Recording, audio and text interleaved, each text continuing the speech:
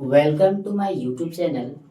जैसा कि आप लोग को पता है कि हम लोग क्लास 9 का जो साइंस है वो चैप्टर नंबर 1 से हम लोग स्टार्ट किए थे और पार्ट नंबर 3 तक हम लोग कंप्लीट कर चुके थे। पार्ट 1 पार्ट 2 एंड पार्ट 3 तक। पार्ट 1 एंड पार्ट 3 तक जो है हम लोग पूरा कंप्लीट कर लिए थे और जो पार्ट 4 है वो हम आज स्टार्ट कर रहे हैं। तो आप लोग इस वीडियो से जुड़े रहिए और आखिर तक देखिए देखिए, जिससे क्या है कि आपका ठोस, द्रव और गैस, ये तीनों के बीच जो कंपैरिजन है, इन तीनों के बीच जो तुलनात्मक कंपैरिजन है, इसके बारे में हम लोग आज यहाँ पे इस सेशन के जरिए यानी पार्ट नंबर 4 के जरिए आप लोगों को मिलने वाला है। इसलिए आप इस वीडियो को शुरू से अंत तक देखें ताकि तीनों जो कॉन्सेप्ट है वो आपका बिल्कुल क्लियर हो जाएगा। तो हम लोग यहाँ देखने वाले हैं ठोस, द्रव एंड गैस के बीच में क्या डिफरेंस है, यानी difference between the solids, liquid and gas. तो चलिए शुरू करते हैं। तो सबसे पहले हम लोग देखते हैं कि ठोस जो है, तो ठोस के बारे में देखते हैं। तो ठोस में यदि हम फर्स्ट पॉइंट डिस्कस करने वाले, इस कंपैरिजन के दरमियान जो है वो कुछ पॉइंट को हम मेंशन करेंगे और उसी के आधार पे या उसी के बेस पे हम क्या करेंगे, इन तीनों का कंपैरिजन करेंगे। तो फर्स्ट पॉइंट यदि हम लें तो फर्स्ट पॉइंट में आपका क्या है कि आकार को हम यदि लेते हैं, फर्स्ट पॉइंट में हम क्या लेने चाहते हैं, आकार। यानी फर्स्ट पॉइंट में हम आकार को लेते हैं, ठीक है। आकार जो है वो तीनों में क्या है, फर्स्ट पॉइंट में किसके आधार पे कंपैरिजन करना चाह रहे हैं, तो ऑन द बेसिस ऑफ आकार यानी साइज के आधार पे, साइज के आधार पे हम सॉलिड, लिक्विड एंड गैस का क्या करेंगे, कंपैरिजन करेंगे। तो चलिए हम शुरू करते हैं। तो यदि आकार के हिसाब से यदि बात किया जाए तो सॉलिड का जो आकार होता है वो निश्चित होता है। सॉलिड का आकार क्या होगा, निश्चित होगा। तो फर्स्ट हम लोग यहाँ लिखेंगे कि सॉलिड का यानी size of solid is fix होता है, इसका साइज क्या होगा, फिक्स होगा। या फिर हम कह सकते हैं कि साइज ऑफ सॉलिड जो है वो डिफिनिट होगा यानी फिक्स होगा, निश्चित होगा। तो इसको हम क्या लिखेंगे, इसको हम लिखेंगे कि ठोस का, इसमें हम लिखेंगे कि ठोस का आकार, ठोस का आकार निश्चित होता है। ठोस का आकार क्या होता है, निश्चित। निश्चित बोलने का मतलब ये हो गया कि फिक्स होगा। कि मान के चलिए कोई भी ठोस पदार्थ है और उसको हम कहीं पर भी रख दें और यदि उसको हम 2 दिन के बाद भी देखें या उसको एक जगह से दूसरी जगह भी ठोस को हम ले जाएं तो पता ये चलेगा कि ठोस का जो आकार है वो बदला नहीं है, ठोस का आकार वो बदलेगा नहीं। तो फर्स्ट पॉइंट क्या है कि ठोस का आकार जो है वो निश्चित होता है।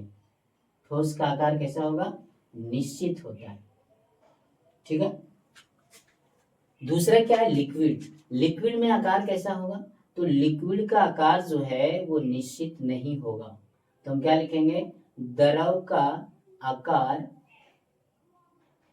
द्रव का आकार निश्चित नहीं होता है। द्रव का आकार निश्चित नहीं होता है मतलब फिक्स नहीं होता, द्रव का आकार निश्चित नहीं होता है।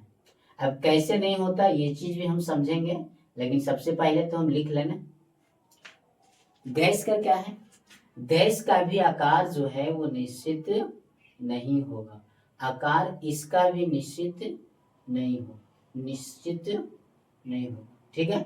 गैस का आकार भी निश्चित नहीं होता है। ये फर्स्ट पॉइंट जो था आकार, फर्स्ट पॉइंट जो था मेरा आकार, वो हम देख चुके हैं। सॉलिड में जो आकार रहेगा, सॉलिड में जो आकार रहेगा वो क्या होगा, निश्चित होगा। द्रव का जो आकार रहेगा वो निश्चित नहीं होगा और जो गैस का भी जो आकार रहेगा वो भी निश्चित नहीं होगा। तो हम फर्स्ट पॉइंट को तो हम समझ लिए हैं कि मान लीजिए मेरे पास कोई भी सॉलिड मटेरियल है, जैसे मान के चलिए कोई स्टोन है यानी पत्थर है। इस पत्थर को हम यदि चाहें कि क्या इसका आकार फिक्स है, तो वो पत्थर का कुछ ना कुछ जो भी आकार रहेगा वो आकार फिक्स रहेगा। मान लीजिए ईंट है तो ईंट का आकार जो रहेगा वो क्या रहेगा, फिक्स रहेगा। मान लीजिए कोई रड है तो रड का आकार जो रहेगा वो क्या रहेगा, फिक्स रहेगा। ये रड को एक जगह से दूसरे जगह भी ले जाएंगे, फिर भी सॉलिड पदार्थ का आकार जो रहेगा वो चेंज नहीं होगा। तो इस आधार पे हम कह सकते हैं, इस आधार पे हम क्या कर सकते हैं, इस आधार पे हम कह सकते हैं कि इसका आकार जो है वो क्या है, इसका आकार जो है वो फिक्स रहेगा। डस्टर नहीं मिल रहा था इसलिए हम ढूंढ रहे थे। इसका आकार जो रहेगा वो क्या रहेगा, वो फिक्स रहेगा। ठीक है, तो ये चीज हम लोग समझ गए हैं कि सॉलिड पदार्थ का आकार क्या होगा, फिक्स होगा। द्रव का आकार फिक्स क्यों नहीं होगा? क्या द्रव को आप लोगों ने कोई भी आकार देखा है क्या? एकदम नहीं देखे। द्रव को जिस बर्तन या जिस पात्र में इसको रखा जाएगा, इसका आकार उसी के अनुरूप हो जाएगा। मान के चलिए पानी को इस बर्तन में रखेंगे तो पानी का आकार इसी बर्तन के अनुरूप हो जाएगा। मान लीजिए कि पानी को इस बर्तन में हम रखना चाह रहे हैं तो इसका आकार जो है इसी अनुरूप हो जाएगा। तो इससे क्या पता चला कि पानी का यानी वाटर का कोई भी जो है वो आकार नहीं होता। इसको जिस बर्तन में, जिस प्रणाली में या जिस भी चीज में रखा जाएगा, इसका आकार उसी के समान हो जाएगा। पानी के यदि हम प्लास्टिक में भर दें, पानी को किस में भर दें, प्लास्टिक में, तो इसका प्लास्टिक का जिस तरह आकार रहेगा उसी तरह पानी का भी आकार हो जाएगा। तो इससे क्या पता चला कि पानी का भी कोई भी आकार नहीं है। अगला क्या है कि गैस का क्या कोई आकार है क्या? तो इसका भी जवाब मिलेगा कि गैस का भी कोई भी निश्चित आकार नहीं है। इसको जिस चीज में रखा जाएगा उसी जैसा इसका आकार हो जाएगा। जैसे मान के चलिए गैस को हम सिलेंडर में भर के रखते हैं। गैस को कहाँ भर के रखते हैं? सिलेंडर में। तो सिलेंडर के जैसा या सिलेंडर के अनुरूप ही इसका आकार हो जाएगा। इसी के अनुरूप इसका क्या हो जाएगा? आकार हो जाएगा। और जो गैस रहेगा वो सिलेंडर की दीवार पे क्या करेगा, एक बल लगाएगा। गैस जो है इस सिलेंडर के चारों सरफेस पर यानी बाहरी यानी ये सरफेस पे क्या करेगा, मान लीजिए ये सिलेंडर है, अंदर में गैस भरा हुआ है, तो ये सरफेस पे क्या करेगा, एक बल लगाएगा। इस सरफेस पे क्या करेगा, बल लगाएगा, क्योंकि ये फैल जाएगा। ये पूरे में क्या हो जाएगा, ये गैस जो है वो फैल जाएगा। तो इससे क्या पता चल रहा है कि गैस का कोई भी आकार निश्चित नहीं है। द्रव और गैस इन दोनों का कोई भी निश्चित आकार नहीं है, केवल ठोस पदार्थ का क्या है, आकार है। तो अगला पॉइंट हम लोग देखते हैं। अगला पॉइंट जो हम लोग डिस्कस करेंगे वो किसके बेसिस पे करेंगे, तो हम लोग करेंगे आयतन। आयतन के आधार पे हम लोग तीनों का कंपैरिजन करेंगे कि किसमें आयतन फिक्स होगा, किसमें आयतन जो है वो फिक्स नहीं होगा। तो सॉलिड में जो ठोस का जो है इसमें आयतन क्या होगा, आयतन जो रहेगा यानी वॉल्यूम ऑफ सॉलिड जो रहेगा वो फिक्स रहेगा। इसमें आयतन क्या होगा, निश्चित होगा। इसमें आयतन क्या होगा, निश्चित। यानी सॉलिड यानी वॉल्यूम ऑफ सॉलिड जो रहेगा वो डिफिनिट रहेगा, या हम बोल सकते हैं फिक्स रहेगा। इसमें आयतन क्या होगा, फिक्स होगा। इसमें आयतन क्या, द्रव का आयतन फिक्स होगा, तो द्रव में भी आयतन क्या होगा, द्रव में भी आयतन जो रहेगा वो निश्चित रहेगा यानी कि फिक्स रहेगा। ये कैसे रहेगा अभी हम लोग समझेंगे कि द्रव का आयतन निश्चित क्यों होता है, सॉलिड का आयतन निश्चित क्यों होता है। अब गैस का यदि आयतन का हम बात करें कि गैस का क्या आयतन निश्चित होता है, तो जवाब मिलेगा कि गैस का आयतन जो है वो निश्चित नहीं होगा। गैस का आयतन जो है वो निश्चित नहीं होगा। ठीक है, गैस का आयतन क्या होगा, निश्चित नहीं होगा। क्यों नहीं होगा? आयतन का मतलब क्या होता है, आयतन का मतलब ये हुआ कि कोई भी चीज को, मान के चलिए कोई गिलास है, क्या है, कोई भी चीज, मान लीजिए कोई गिलास है, इस गिलास में जितना पानी लेगा ये गिलास का वो आयतन कहलाएगा।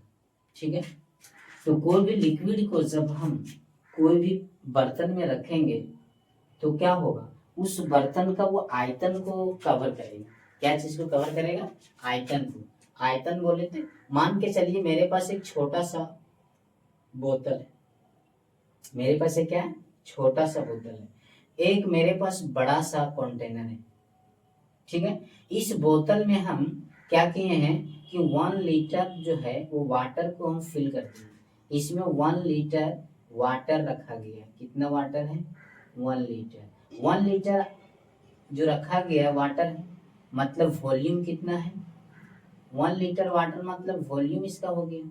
1 लीटर ऑफ वाटर है, इसका मतलब ये हुआ कि वॉल्यूम इसका कितना है? 1 लीटर। ये जो बड़ा कंटेनर है, इस बड़ा कंटेनर में सेम इसी 1 लीटर ऑफ वाटर को सेम इसी 1 लीटर ऑफ वाटर को इसमें यदि हम रिप्लेस कर दें, यानी कि इसमें यदि हम डाल दें, तो क्या 1 लीटर ऑफ वाटर जो है वो क्या चेंज हो जाएगा? क्या 1 लीटर से 1.25 लीटर हो जाएगा, या फिर 1 लीटर से हाफ लीटर हो जाएगा? ऐसा बिल्कुल भी नहीं होगा। चाहे लिक्विड को जितना भी बड़ा कंटेनर या बर्तन में रख दिया जाए, द कैपेसिटी ऑफ वाटर जो है वो चेंज नहीं होगा। कैपेसिटी ऑफ वाटर जो है वो चेंज नहीं हुआ। इसका मतलब ये हुआ कि द्रव का जो आयतन है वो फिक्स होता है। द्रव का आयतन जो है वो क्या होता है? फिक्स होता है। क्यों होता है? यहाँ पे आप देख सकते हैं। आप भी इसका एक्सपेरिमेंट कर सकते हैं। आप 1 लीटर पानी लीजिए और उसको आप पता है पहले से कि ये पानी 1 लीटर है, उसको आप बड़ा कंटेनर में या बड़ा बर्तन में आप रख के देखिए और फिर उसको मेजर कीजिए कि क्या उसका कैपेसिटी ऑफ वाटर जो है वो 1 लीटर है या इससे ज्यादा है। तो आपको पता चलेगा कि कैपेसिटी ऑफ वाटर जो है वो क्या है? उतना ही है, मतलब 1 लीटर है। यानी लिक्विड को हम कैपेसिटी में मेजर करते हैं। जितना लिक्विड को स्टोर करने का कैपेसिटी रहता है वो चीज उसका वॉल्यूम कहलाता है। जैसे मान लीजिए कोई कंटेनर है और यदि हम कहेंगे इस कंटेनर में 2 लीटर जो है वो मिल्क है, तो इसका कैपेसिटी है, ये कंटेनर का कैपेसिटी क्या है? 2 लीटर। कैपेसिटी को हम आयतन से मेजर कर सकते हैं। कैपेसिटी को किससे मेजर करेंगे? आयतन से। आयतन का मतलब क्या हो गया? वॉल्यूम। तो इससे हमको लग रहा है कि आपको समझ में आ गया होगा कि द्रव का जो आयतन है वो निश्चित होगा, चाहे उसको छोटा बर्तन में रखें चाहे उसको बड़ा बर्तन में रखें। आयतन जो रहेगा वो फिक्स रहेगा। आयतन जो रहेगा वो क्या रहेगा? फिक्स रहेगा। ठीक है, आयतन क्या रहेगा? फिक्स रहेगा। ठीक है, नेक्स्ट पॉइंट हम लोग क्या देखेंगे? नेक्स्ट हम लोग देखेंगे अच्छा, गैस का आयतन। अब हम क्या देखें? गैस का आयतन जो है वो निश्चित नहीं है। गैस का आयतन निश्चित क्यों नहीं है? देखिए, जब हम द्रव में 1 लीटर पानी को डाले थे तो वो ये कितने कैपेसिटी को कवर किया था? 1 लीटर को।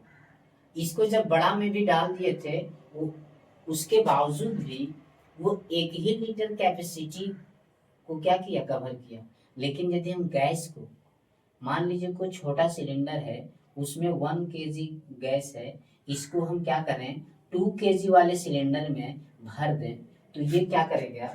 गैस जो है ये पूरे 2 लीटर वाले सिलेंडर को, पूरे स्पेस को ऑक्युपाई कर लेगा, यानी कि घेर लेगा। क्या करेगा? घेर लेगा। लेकिन पानी में ऐसा नहीं होगा। पानी में हम 1 लीटर यदि इसमें रिप्लेस किए थे तो वो 1 ही लीटर कैपेसिटी को क्या किया था? कवर किया था। लेकिन गैस में ऐसा हुआ क्या? गैस में ऐसा नहीं हुआ। इसको जितना स्पेस मिलेगा, गैस को जितना भी स्पेस दिया जाए उसके लिए कम है। वो सारे स्पेस को क्या करेगा? बिल्कुल कवर कर लेगा। जिसके कारण हम ये कहेंगे कि वॉल्यूम ऑफ गैस जो होगा वो फिक्स नहीं होगा, बल्कि इसको जितना जगह मिलेगा उतना जितना इसको कैपेसिटी रहेगा, यानी पूरे कैपेसिटी बोले तो स्टोर करने की क्षमता, जितना भी सिलेंडर का स्टोर करने की क्षमता रहेगा वो पूरे को क्या करेगा? भर देगा। यदि ऐसा भी हम आप समझ सकते हैं, मान लीजिए आपका कोई घर है, ठीक है, या रूम है, उस रूम में कोई सिलेंडर गैस का रखा हुआ, उस सिलेंडर को आप क्या कीजिए कि ऑन कर दीजिए।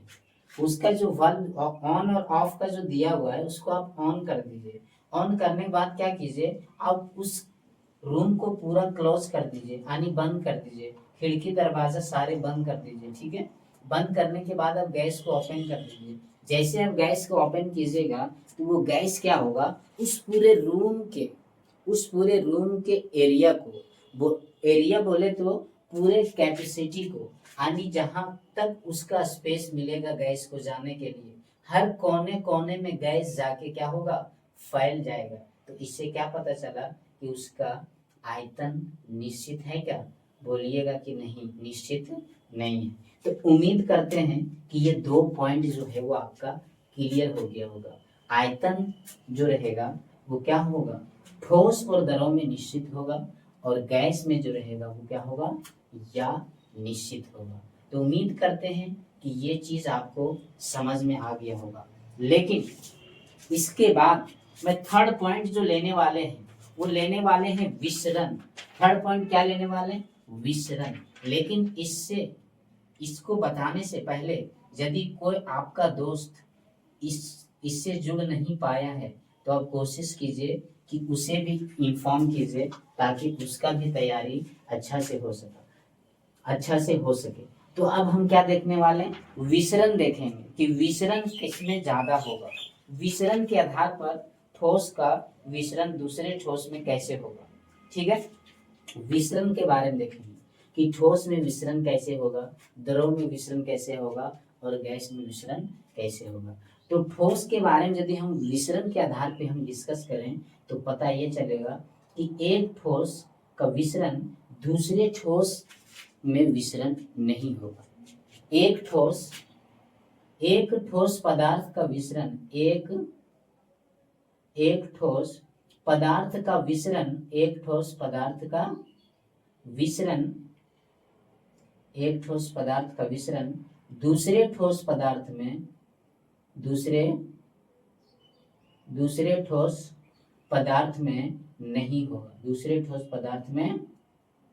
नहीं होगा। मतलब क्या है ना, इससे ये निष्कर्ष निकला कि ठोस में ठोस का विसरण नहीं होगा। विसरण का मतलब होता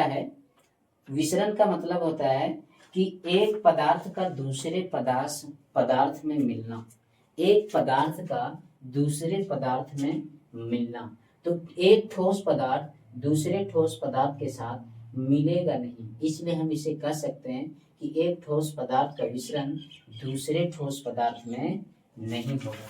अब हम देखेंगे द्रव का। तो द्रव में क्या होगा, ठोस, द्रव और गैस में जो है वो विसरण हो जाएगा। ठोस, इसमें हम क्या देखेंगे, ठोस, द्रव तथा गैस में, ठोस, द्रव तथा गैस में क्या होगा, विसरण हो जाएगा। लेकिन ठोस में विसरण नहीं होगा। इसमें क्या है, विसरण आपका हो जाएगा। ठोस, द्रव तथा गैस में विसरण हो जाएगा। ठोस, द्रव तथा गैस में विसरण हो जाएगा। लेकिन किस में नहीं होगा, एक ठोस पदार्थ का दूसरे ठोस पदार्थ में विसरण नहीं होगा। इसी तरह ठोस, द्रव, गैस में, इसमें भी क्या होगा, इसमें भी विसरण हो जाएगा। इसमें भी क्या हो जाएगा, ठोस, द्रव तथा गैस में क्या होगा, विसरण हो जाएगा। यानी ये तीनों चीज क्या होगा, मिक्स हो जाएगा। लेकिन एक ठोस पदार्थ दूसरे ठोस पदार्थ में विसरण उसका नहीं होगा। अब हम देखेंगे पॉइंट नंबर 4। क्या देखेंगे अब हम लोग, पॉइंट नंबर 4। और पॉइंट नंबर 4 जो है वो बहुत ही इंपॉर्टेंट है। इसमें कणों की स्थिति के बारे में देखेंगे। कणों की स्थिति, कणों बोले तो स्मॉलेस्ट पार्टिकल्स, छोटा कण, यानी जो परमाणु होता है उसी को हम कण कहते हैं। कण का मतलब हो गया सूक्ष्मतम कण, और सूक्ष्मतम कण ही क्या कहलाता है, परमाणु कहलाता है। तो कणों की स्थिति के अकॉर्डिंग यदि हम इसका जानकारी लें, कणों की स्थिति के बारे में यदि हम कहें कि कणों की स्थिति कैसा होता है, तो उसके आधार पे हम ये कहेंगे कि जो ठोस में रहेगा वो क्या होगा, इसके सारे मॉलिक्यूल्स जो रहेगा, यानी मॉलिक्यूल्स ऑफ सॉलिड जो रहेगा वो बहुत ही पास रहेगा। मॉलिक्यूल्स ऑफ सॉलिड जो रहेगा वो बहुत ही पास रहेगा। इसमें क्या बोलेंगे कि इसके सभी कण, क्या लिख सकते हैं हम, इसके सभी कण बहुत नजदीक होते हैं। नजदीक बोले तो एकदम पास होगा, जैसे मान लीजिए एक कण है, ये 1 मॉलिक्यूल्स है, ये दूसरा मॉलिक्यूल्स है, ये तीसरा मॉलिक्यूल्स है। इस तरह से एक मॉलिक्यूल और दूसरे मॉलिक्यूल्स के बीच का जो दूरी रहेगा वो बिल्कुल बिल्कुल ना के बराबर रहेगा। यानी हम कह सकते हैं कि कणों के बीच की दूरी जो रहेगा वो नगण्य होगा। कणों के बीच की दूरी जो रहेगा वो नगण्य रहेगा। एक कण दूसरे कण के बिल्कुल करीब रहेगा, एक कण दूसरे कण के बिल्कुल करीब रहेगा। यही कारण है कि ठोस पदार्थ जो रहेगा वो कठोर होगा। ठोस पदार्थ को कंप्रेस करेंगे तो नहीं होगा, क्योंकि एक कण दूसरे कण के करीब है। अब यदि दोनों तरफ से इसमें बल लगाया जाए, इसको कंप्रेस करने का कोशिश किया जाए, तो आप ही बताइए क्या ये कंप्रेस होगा? क्योंकि कण के बीच जो है खाली स्थान नहीं है। जब खाली स्थान है ही नहीं तो ये अपना क्या होगा, एक दूसरे के करीब और आएगा? नहीं आएगा। तो पहले हम लोग ने क्या जाना कि इसके सभी कण जो रहेंगे वो बहुत ही नजदीक रहेंगे। यानी हम कह सकते हैं पास पास रहेगा। सबसे कम नजदीक कणों के बीच जो खाली स्थान पूछा जाए कि पदार्थ के किस अवस्था में कण के बीच सबसे कम खाली स्थान रहता है, तो हम कहेंगे सॉलिड के बीच, यानी कि ठोस पदार्थों के बीच कणों के बीच जो है वो खाली स्थान कम रहता है। अब हम क्या देखेंगे, दरों के बीच। तो दरों में जो खाली स्थान रहेगा कणों के बीच एज कंपेयर टू सॉलिड जो रहेगा वो खाली स्थान थोड़ा ज्यादा रहेगा। यानी इसमें क्या बोलेंगे, इसके या बोलेंगे इसमें कणों के मध्य, इसमें कणों के मध्य ठोस से ज्यादा होगा। ठोस से क्या होगा, ज्यादा होगा। इससे आपको समझ में आ गया होगा। इसमें मॉलिक्यूल्स जो है एक दूसरे के बहुत करीब है। इसमें क्या रहेगा, एक कण और दूसरे कण के बीच में कुछ दूरी रहेगा। एक कण और दूसरे कण के बीच में कुछ दूरी रहेगा। एक कण और दूसरे कण के बीच में क्या रहेगा, कुछ दूरी रहेगा। यानी कि इसको हम क्या कहेंगे कि एक मॉलिक्यूल्स और दूसरे मॉलिक्यूल्स के बीच में सॉलिड से ज्यादा गैप रहेगा। सॉलिड से ज्यादा गैप रहेगा। ये देखिए, one molecules and other molecules के बीच थोड़ा सा गैप है, ये सॉलिड में नहीं था। ये देखिए, एक मॉलिक्यूल्स और दूसरे मॉलिक्यूल्स के बीच में क्या है, गैप है। जब इसको हम कंप्रेस करेंगे तो आप ही बताइए इस गैप को क्या करेगा, भरपाई हो जाएगा। इस गैप का भरपाई हो सकता है। एक मॉलिक्यूल्स और दूसरे मॉलिक्यूल्स के बीच क्या है, गैप है। तो यानी दरों में ठोस की तुलना में ज्यादा गैप होता है। किसके बीच, कणों के बीच। कणों की स्थिति क्या है, कणों की स्थिति यह है कि एक कण और दूसरे कण के बीच में दूरी होगा। इसमें कणों की स्थिति क्या है, एक कण और दूसरे कण के बीच कोई भी दूरी नहीं होता है। मतलब एक कण और दूसरा कण पास पास होता है। अब हम क्या देखने वाले हैं, अब इसमें ये देखेंगे कि इसमें कणों की स्थिति क्या होता है। तो गैस तो और दूर दूर होता है। गैस तो जो है, गैस में कणों के बीच की दूरी ठोस और द्रव से भी ज्यादा होता है। ठोस और द्रव से भी कणों के बीच की दूरी, आप ही देखिए, गैस में एक कण और दूसरे कण के बीच की दूरी जो है वो बहुत ही ज्यादा है। एक कण और दूसरे कण के बीच की दूरी जो है वो बहुत ही ज्यादा है। ठोस में ऐसा था, द्रव में क्या था, इससे कम था। यदि क्वेश्चन पूछा जाए कि पदार्थ के किस अवस्था में कणों के बीच की दूरी सबसे ज्यादा होती है, तो हम आंसर क्या कहेंगे, कहेंगे गैस के में। और ऐसा यदि पूछा जाए कि पदार्थ के किस अवस्था में कणों की जो दूरी है वो सबसे कम है, तो ये आपका किस में हो जाएगा, ये आपका ठोस में हो जाएगा। तो उम्मीद करते हैं कि ये चीज आप जो है वो आसानी से समझ गए होंगे। ठीक है, तो चौथा पॉइंट जो है वो हम लोग देखने वाले हैं। शायद तीसरा पॉइंट को हम इसको मिटा दिए, उससे कोई बात नहीं है, आप देख के लिख लिए होंगे। मिट गया तो कोई दिक्कत वाली बात नहीं है, आप तो समझ गए। या फिर वीडियो को पीछे करके भी आप देख सकते हैं। और यदि अच्छा लगेगा तो एक दूसरे के साथ जरूर शेयर कीजिएगा और लाइक करने भी भूलिएगा नहीं। अब इसमें हम क्या देखने वाले हैं, इसके बाद हम देखेंगे आकर्षण बल। आकर्षण बल क्या होगा, आकर्षण बल यानी फोर्स ऑफ अट्रैक्शन। अब वो पांचवा पॉइंट जो देखेंगे हम लोग, इसके आधार पे कंपैरिजन करेंगे आकर्षण बल के आधार पर। तो आकर्षण बल सबसे ज्यादा किसमें होगा, ठोस में होगा। आकर्षण बल यानी फोर्स ऑफ इंटरमोलिकुलर फोर्स जो होगा वो सबसे ज्यादा होगा, किस में होगा? ठोस में होगा। तो इसमें हम क्या कहेंगे कि आकर्षण बल ज्यादा होगा, आकर्षण बल ज्यादा होगा इसमें, ठोस में। क्यों होगा? क्योंकि इसका मॉलिक्यूल सब एक दूसरे के पास था, इसमें आकर्षण बल सबसे ज्यादा होगा। क्यों होगा? क्योंकि एक मॉलिक्यूल और दूसरे मॉलिक्यूल के बीच क्या था? दूरी बहुत कम था, जिसके कारण मॉलिक्यूलर फोर्स ऑफ अट्रैक्शन जो होगा वो ज्यादा होगा। इसमें क्या होगा? ठोस से कम होगा। इसमें आकर्षण बल, इसमें आकर्षण बल, इसमें आकर्षण बल ठोस से कम होगा, ठोस से क्या होगा?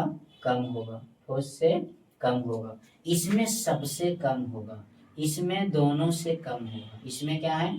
दोनों से कम होगा। दोनों से बोले तो ठोस से भी और द्रव से। इसमें ठोस तथा द्रव से इंटरमोलिकुलर फोर्स जो है वो कम होगा। ठोस तथा द्रव दोनों से आकर्षण बल क्या होगा? कम होगा। आकर्षण बल नहीं लिखे, यहाँ पे लिख देते हैं आकर्षण बल कम होगा। अब क्वेश्चन कैसा पूछा जाएगा कि सबसे ज्यादा आकर्षण बल पदार्थ के किस अवस्था में होता है? तो हम बोलेंगे कि ठोस में होता है। ठोस से कम थोड़ा सा किसमें होगा? लिक्विड में होगा। और सबसे ज्यादा कम आपका वो होगा गैस में होगा। इसलिए इसमें लिखा गया कि दोनों ठोस तथा दोनों लिखा गया, इसमें दोनों ठोस तथा द्रव से कम होगा आकर्षण बल, किसमें? गैस में। तो इस तरह से हम लोग जो है वो 5 पॉइंट को डिस्कस कर चुके हैं। अब हम लोग देखेंगे गतिज ऊर्जा। गतिज ऊर्जा, गतिज ऊर्जा जो है वो किसमें कम किसमें ज्यादा होगा? किसमें कम किसमें ज्यादा होगा? गतिज ऊर्जा यानी kinetic energy. On the basis of kinetic energy हम लोग क्या करेंगे? डिस्कस करेंगे ठोस और द्रव के बारे में। यानी गतिज ऊर्जा का यदि हम बात करें कि किस अवस्था में गतिज ऊर्जा ज्यादा होता है, तो आप कहिएगा कि गतिज ऊर्जा पहले क्या है ये चीज बताइए। तो जो ऊर्जा गति के कारण प्राप्त हो, जो ऊर्जा हमें गति के कारण प्राप्त होती है उसे हम गतिज ऊर्जा कह सकते हैं। जब हम लोग फिजिक्स को शुरू करेंगे तो सारा चीज आप समझ पाएंगे कि गतिज ऊर्जा क्या है, स्थितिज ऊर्जा क्या है, तमाम ऊर्जा के बारे में आपको आसानी से समझा दिया जाएगा। यानी कोई भी ऐसा टॉपिक नहीं होगा जो आपको समझ में नहीं आए। ठीक है, तो गतिज ऊर्जा क्या है? अब हम यहाँ पे डिस्कस करेंगे सॉलिड, लिक्विड एंड गैस में गतिज ऊर्जा का क्या इम्पोर्टेंट रोल है। तो चलिए शुरू करते हैं। जैसे मान के चलिए कोई भी सब्सटेंस रहता है, कोई भी क्या रहता है? सब्सटेंस रहता है। अब सब्सटेंस में मेरा लिक्विड भी आ सकता है, सब्सटेंस में मेरा लिक्विड भी हो सकता है, मेरा सॉलिड भी हो सकता है एंड मेरा गैस भी हो सकता है। तो इसमें आप ये कॉन्सेप्ट जरूर याद रखिएगा, जब किसी भी चीज को हम गर्म करेंगे तो गर्म करने के बाद जो है उसका काइनेटिक एनर्जी जो है वो बढ़ जाता है। गर्म करने से काइनेटिक एनर्जी बढ़ जाता है, गर्म करने से काइनेटिक एनर्जी क्या होगा? बढ़ जाएगा। जब टेम्परेचर बढ़ेगा तो काइनेटिक एनर्जी बढ़ जाएगा। टेम्परेचर इंक्रीज करने से काइनेटिक एनर्जी भी क्या होता है? इंक्रीज कर जाता है। अब हम यहाँ ये देखेंगे कि तापमान सबसे ज्यादा किसका होगा। यदि हम देखें कि ठोस द्रव गैस में, यदि क्वेश्चन आप लोगों को इस तरह से घुमा के पूछ दिया जाए, और आप लोग को जानना भी चाहिए क्योंकि दौर है कंपटीशन का, बेसिक नॉलेज रखने से अभी का दौर में कुछ भी होने वाला नहीं है। आप एडवांस में जानिए। यदि पूछा जाए आपको कि ठोस, द्रव तथा गैस में टेम्परेचर ज्यादा किसका है, तापमान किसका ज्यादा है, तो आप क्या कहिएगा? चलिए आपके लिए सवाल हम दे रहे हैं कि ठोस, द्रव, गैस में यदि हम पूछें, तीन में ही यदि हम पूछें कि तापमान सबसे ज्यादा किसका है, तो आप कहिएगा कि द्रव का तापमान या गैस का तापमान या किसका? ठोस का तापमान। चलिए को बता पाएंगे? तो हम आपको बता देते हैं, गैस का जो है वो सबसे ज्यादा तापमान होता है। गैस का तापमान जो है वो ज्यादा है। किससे किससे ज्यादा है? द्रव से भी ज्यादा है और ठोस से भी ज्यादा है। यदि कम तापमान पूछ दिया जाए कि सबसे कम तापमान किसका है, तो आप कहिएगा ठोस का है। सबसे ज्यादा तापमान यदि पूछ दिया जाए तो आप कहिएगा किसका है? गैस का है। आपको आप ये कॉन्सेप्ट समझ में आ गया होगा कि गतिज ऊर्जा ज्यादा किसका होगा? जिसका तापमान ज्यादा होगा। पहले हम बता दिए थे कि जिसका तापमान ज्यादा होगा,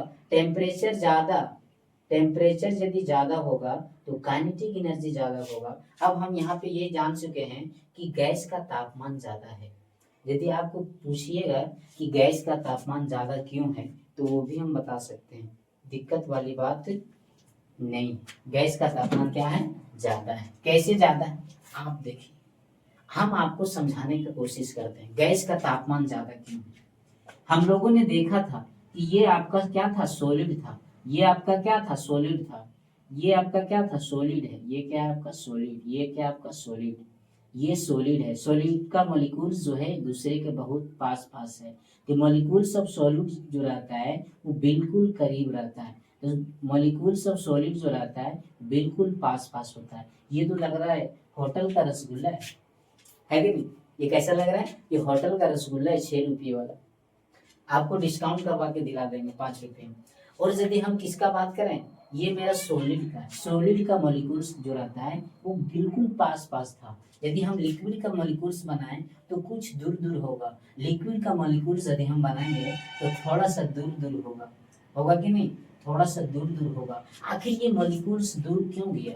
आखिर ये मॉलिक्यूल्स दूर क्यों गया? यहाँ सॉलिड में मॉलिक्यूल जो है दूसरे के करीब था, लेकिन लिक्विड में मॉलिक्यूल जो है वो दूसरे के बहुत थोड़ा सा दूर हो गया।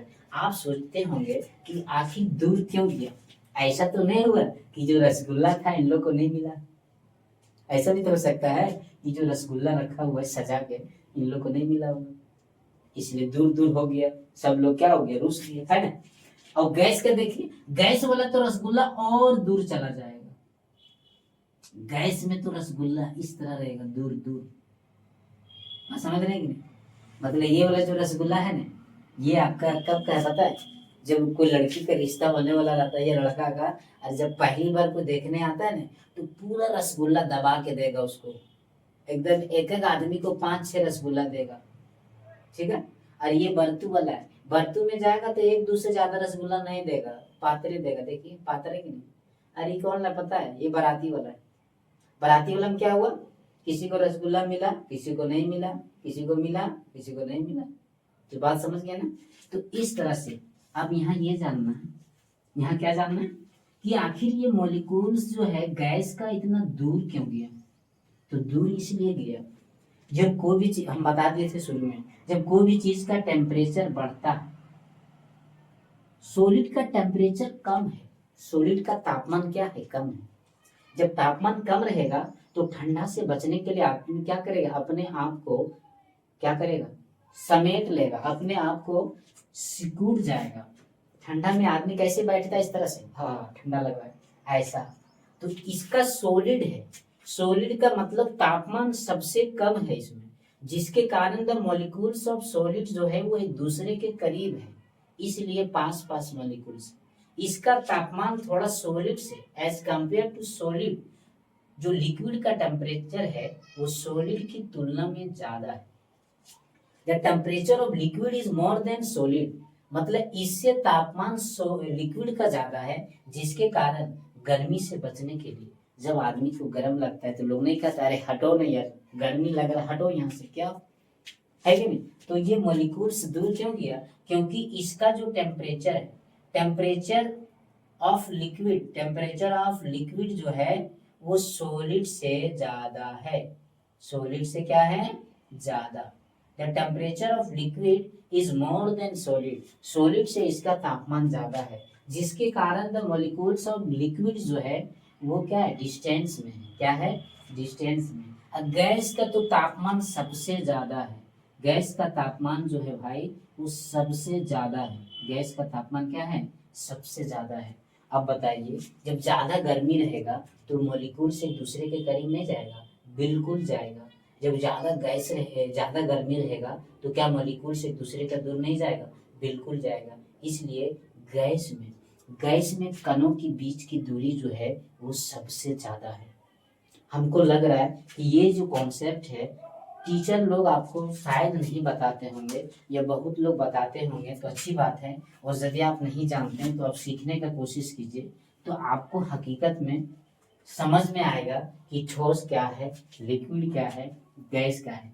नहीं तो केवल पढ़ लेने से कोई फायदा नहीं है। जब तक आपको ये नहीं समझ में आएगा ना कि आखिर क्या है साइंस, क्या है साइंस, जो है वो कुछ भी नहीं है। ये जो जितना ही दुनिया में हो रहा है ना वही तो साइंस है। सारा कॉन्सेप्ट साइंस का ही चल रहा है।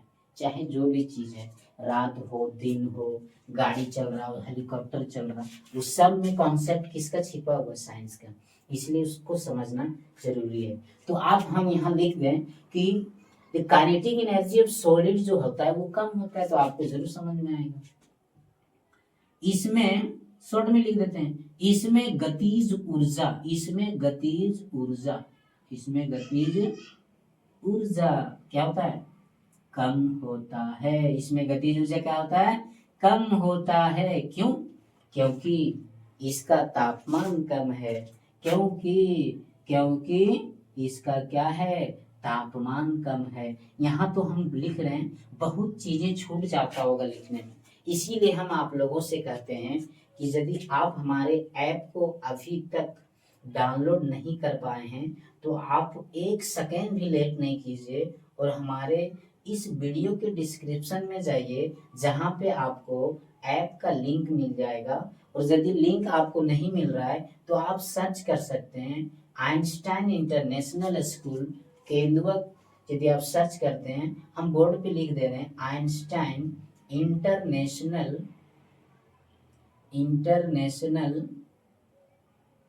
स्कूल केंदुआ। इतना यदि आप प्ले स्टोर में जाके सर्च कर देते हैं तो आपका ये ऐप जो है मेरा वो एक फर्स्ट नंबर में आ जाएगा, जिसमें आपको आइंस्टाइन का फोटो और लोगो दिख जाएगा। आप आसानी से डाउनलोड कर सकते हैं। डाउनलोड में आपको मोबाइल नंबर मांगा जाएगा। मोबाइल नंबर जैसे इंटर करेंगे आपका एक ओटीपी आएगा, 1 टाइम पासवर्ड आएगा। पासवर्ड को डालने के बाद आपसे नाम वगैरह पूछा जाएगा। नाम वगैरह आप डाल सकते हैं और आसानी से ये हमारे नोट्स या एमसीक्यू टेस्ट जो उसमें डाला गया है वो सारा आप अटेंड कर सकते हैं। तो इसमें क्या है? गतिज ऊर्जा कम होता है। क्यों? क्योंकि तापमान कम है। क्योंकि तापमान क्या है? कम है। ये चीज आपको कोई बताया नहीं होगा। ठीक है। अब देखिए द्रव में क्या है? गतिज ऊर्जा। इसमें जो है वो गतिज ऊर्जा ठोस से ज्यादा है। क्यों? क्योंकि इसका तापमान ठोस से ज्यादा है। क्योंकि द्रव का तापमान ठोस से ज्यादा है। और गैस का तो गतिज ऊर्जा सबसे ज्यादा है। गतिज ऊर्जा जो है सबसे ज्यादा किसका है? गतिज ऊर्जा तो गैस का है। गैस का गतिज ऊर्जा है सबसे ज्यादा। उसके बाद किसका है? द्रव का है। और उसके बाद ठोस का है। गतिज ऊर्जा ज्यादा ठोस का क्यों है? क्योंकि इसका तापमान सबसे ज्यादा है। सबसे ज्यादा बोले तो द्रव और ठोस से ज्यादा है। ऐसा नहीं कि प्लाज्मा से भी ज्यादा इसका तापमान है, तो ये तो सरासर गलत है। ऐसा नहीं, द्रव और गैस से ज्यादा है। सबसे ज्यादा का मतलब ये नहीं हुआ कि सबसे ज्यादा है। सो बात तो आप समझ रहे हैं। ऐसे आप लोग समझदार ज्यादा होते हैं कि नहीं? आप लोग समझदार ज्यादा है कि नहीं? अब लास्ट पॉइंट, 1-2 पॉइंट और हम डिस्कस करेंगे। अब देखिए, इतना तो हम लिख दिए, जगह तो भर गया, तो क्या क्लास को बंद कर दें? ऐसा बात नहीं, इसको मिटा देते हैं। ठीक है, इसको क्या करेंगे? मिटा देते हैं। मिटाने के बाद फिर आपको बताते हैं। अब हम देखेंगे संपीड़न। क्या देखने वाले हैं? संपीड़न। संपीड़न का मतलब होता है कंप्रेशन। एक कंप्रेशन किसका ज्यादा होगा? कंप्रेस ज्यादा कौन होगा? ठोस होगा कि द्रव होगा कि गैस होगा? ठोस होगा, द्रव होगा कि गैस होगा? सेशन को ज्यादा लंबा नहीं करना चाहते हैं, लेकिन कॉन्सेप्ट को भी समझाना बहुत ही जरूरी है। इस दौर में अभी भी टीचर का कमी है। यदि देखा जाए इस दौर में अभी भी टीचर का कमी है। टीचर का कमी का मतलब ये हुआ जो बेहतर अच्छा तरीके से स्टूडेंट को समझा सके, उस चीज का कमी। टीचर तो पूरा गर्दा उड़ा दिया। टीचर जितना बेरोजगार है इस दुनिया में अभी तक कोई नहीं होगा, लेकिन उस टीचर में जो बच्चे को क्या चीज समझ में नहीं आ रहा है वो चीज समझाने वाला कम है। मेरा कहने मतलब ये। अब हम लोग क्या देखेंगे? संपीड़न। संपीड़न का मतलब क्या होता है? संपीड़न, संपीड़न का मतलब हो गया कंप्रेशन। शायद 6 पॉइंट देखे थे, ये 7वां पॉइंट है। संपीड़न ज्यादा किसका होगा? तो सबसे पहले ये समझेंगे कि संपीड़न है क्या। संपीड़न का मतलब होता है कंप्रेस। जब एक चीज को दबाएंगे और यदि उसका शेप साइज कम हो जाए, छोटा में चला जाए, तो उसको हम कहेंगे संपीड़न। तो संपीड़न, जब कोई भी ठोस पदार्थ रहता है तो ठोस पदार्थ का हम संपीड़न कर सकते हैं। क्या ईटा को दबाएंगे, ईटा को कंप्रेस करेंगे तो कंप्रेस होगा? आप चेक कर सकते हैं, इसमें तो चेक करने वाली बात है कि नहीं? ठोस पदार्थ को दबाने से दबता नहीं है। क्यों नहीं दबता है? क्योंकि इसलिए नहीं दब रहा है क्योंकि बता चुके हैं इसका मोलिक्यूल्स बहुत पास पास है, इसका मोलिक्यूल्स बहुत पास पास है, इसलिए इसका संपीड़न नहीं होगा, इसका संपीड़न नहीं होगा। नगण्य संपीड़न होगा, नाम के बराबर संपीड़न होगा। तो संपीड़न सबसे कम किसका होगा? ठोस का। ठोस का संपीड़न सबसे कम होगा, या हम बोल दें कि नहीं भी होगा तो कोई बात नहीं।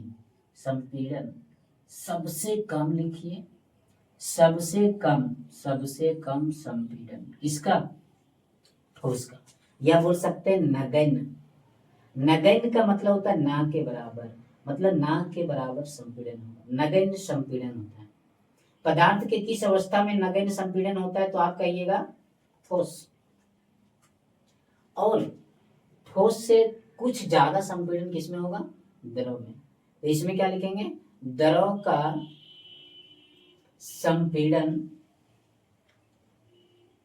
थोड़ा बहुत होता है, मतलब ठोस से थोड़ा बहुत नहीं, हम लिख देते हैं ठोस से ज्यादा होता है। क्या लिखते हैं? क्योंकि कंपैरिजन पढ़ रहे हैं, ठोस से ज्यादा होता है। अरे गैस का तो आप जितना कर पाइए, कोई दिक्कत वाली बात नहीं। यदि इसमें 1 पाव गैस भी भरेंगे इस कंटेनर में तो पूरा स्पेस को कवर करेगा। जब इसको हम दबाने शुरू करेंगे तो सभी गैस दब दब कर एकदम कम में आ जाएगा। इसी को तो बोलते हैं संपीड़न। तो सबसे ज्यादा संपीड़न किसमें होगा? गैस में। क्यों होगा? क्योंकि मॉलिक्यूल से इसका बहुत दूर है, मॉलिक्यूल से इसका बहुत दूर है। जब इसको दबाएंगे तो एक दूसरे के करीब आएगा, करीब आएगा। एक टाइम ऐसा आएगा कि सारा मॉलिक्यूल्स पास पास हो जाएगा और ये फिर गैस से सॉलिड बन जाएगा। तो सबसे कम संपीड़न किसमें? ठोस में। ठोस से ज्यादा संपीड़न द्रव में। द्रव से भी ज्यादा संपीड़न गैस में। सबसे ज्यादा संपीड़न गैस में। ना के बराबर संपीड़न ठोस में। ना के बराबर संपीड़न ठोस में। तो चलिए लास्ट पॉइंट जो है वो आपका क्या है, ये चीज आपको क्लियर होगी। ठीक है, अब हम लोग इसमें देखेंगे कुछ भौतिक राशि। चैप्टर नंबर 1 जो था, क्लास 9 का जो चैप्टर नंबर 1 है, उस एनसीईआरटी बुक में जो है वो कुछ भौतिक राशि दिया है और उसका क्या दिया? मात्रक दिया है। क्या दिया? मात्रक। मात्रक का मतलब हो गया उसका क्या? यूनिट। मात्रक मतलब यूनिट। कोई भी चीज को क्या चीज में मापा जाता है उसके बारे में, कोई भी चीज को क्या चीज में मापा जाता है उसी को हम क्या कहते हैं? मात्रक। भौतिक राशि का नाम एवं मात्रक। यदि हम यहाँ राशि लिखें, यहाँ क्या लिखें? यहाँ हम लिखते हैं भौतिक राशि। क्या लिखेंगे? भौतिक राशि। जब फिजिक्स हम लोग शुरू करेंगे तो सारा कॉन्सेप्ट आपको समझाया जाएगा कि राशि क्या है, राशि कितने प्रकार के होते हैं, भौतिक राशि किसको कहते हैं, ये सारा चीज। ये आपका होगा मात्रक। उसके बाद यहाँ पे हम क्या देंगे, संकेत, जिसको हम बोलते हैं सिंबल, यानी उस मात्रक का सिंबल क्या है। तो कुल मिला के 7 भौतिक राशि होते हैं। कुल मिला के कितने भौतिक राशि होते हैं, 7। ये 7 भौतिक राशि के बारे में जो है वो हम लोग क्या करेंगे, पढ़ेंगे। ठीक है, तो पहला क्या है आपका, तापमान, टेम्परेचर। पहला भौतिक राशि क्या है आपका, तापमान। ठीक है, दूसरा भौतिक राशि क्या है आपका, दूसरा है आपका लंबाई। दूसरा क्या है, लंबाई यानी लेंथ। तीसरा क्या है आपका, द्रव्यमान, भार, द्रव्यमान। उसके बाद क्या है आपका, द्रव्यमान के बाद आपका क्या है, आयतन, यानी एक भार ले लेते हैं, एक तो आयतन ले लेते हैं। आयतन, आयतन के बाद आपका क्या है, आयतन के बाद यदि हम लें तो घनत्व है, मतलब ये केमिस्ट्री के हिसाब से लिया गया है।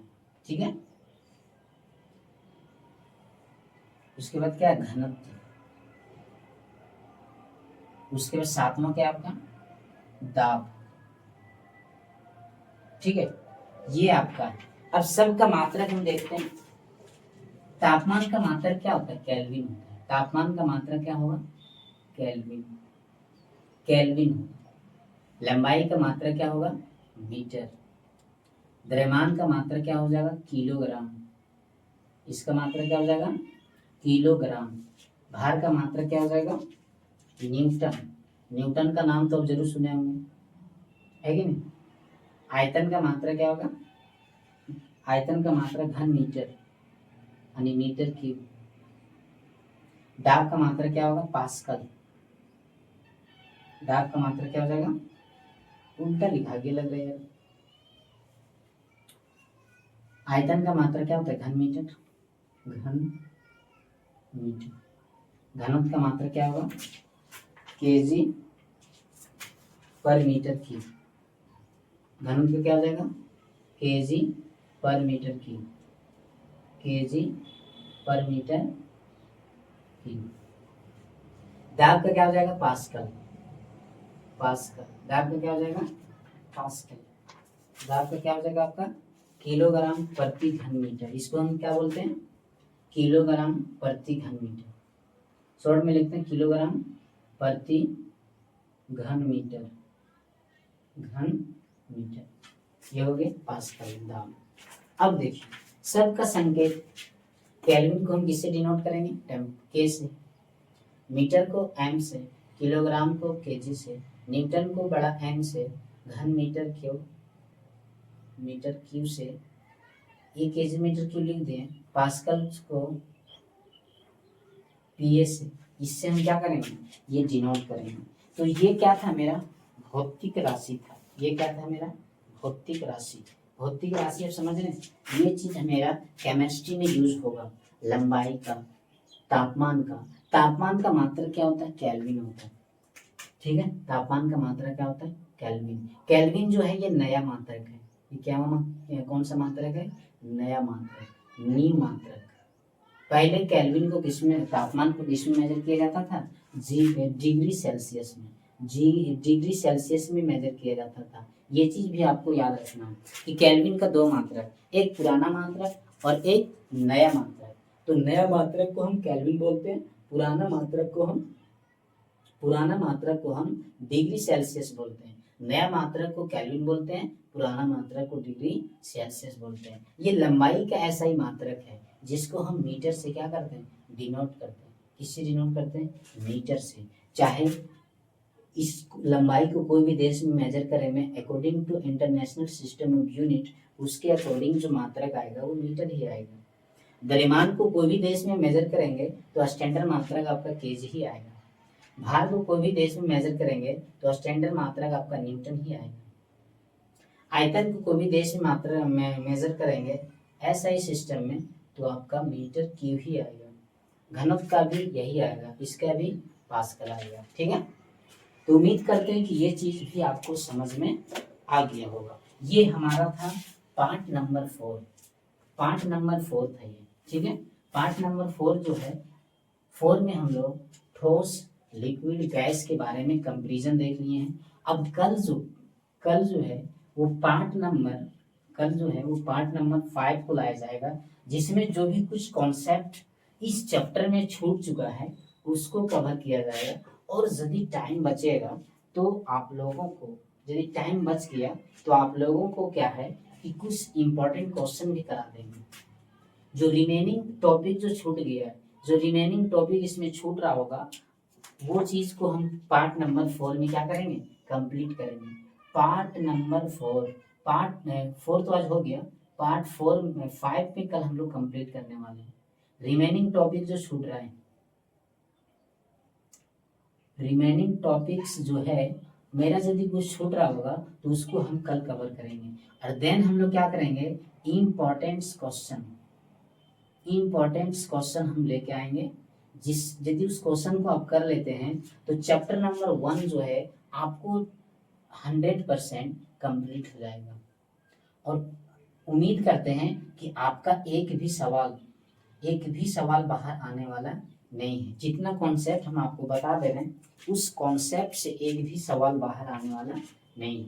इसलिए आप लगातार जो भी मेरा यूट्यूब में वीडियोज आ रहा है उसको देखिए और उसको शेयर भी कीजिए, सपोर्ट भी कीजिए, ताकि आने वाला दौर में इससे बेहतर से बेहतर क्लास आप लोगों को दिया जा सके। तो ठीक है, और हाँ भूलिएगा नहीं, बहुत ही जल्द जो है वो क्लास 10 का भी वीडियो डाला जाएगा। अभी ज़्यादा से ज़्यादा काम जो है वो क्लास 8 और 9 पे हो रहा है। क्लास 8 और 9 पे ज़्यादा भी फोकस कर रहे हैं। जैसे क्लास 8 और 9 कुछ हो जाएगा कंप्लीट, देन हम 10 का शुरू करेंगे। 10 में भी एकदम आपको मैथ और साइंस का जो है वो सबसे पहले वीडियो डाला जाएगा और आपको ज़रा सा भी कोई चीज़ का दिक्कत नहीं होगा। तो उम्मीद करते हैं कि आज का सेशन आप लोग को अच्छा लगा होगा। तो चलिए, थैंक यू वेरी मच।